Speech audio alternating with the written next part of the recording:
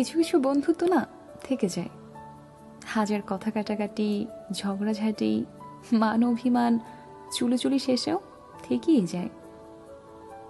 সহজে ভেঙে যাওয়ার মতো ঠুনকো হয় না কিছু কিছু বন্ধুত্বের সম্পর্ক।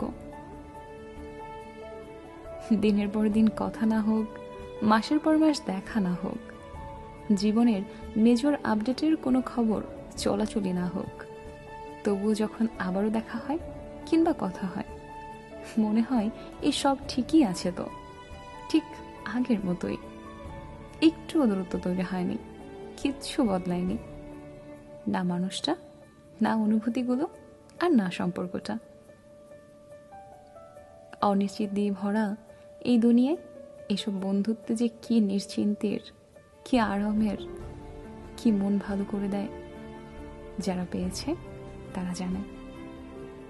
আপনারা যারা আসলেই পেয়েছেন, আপনারা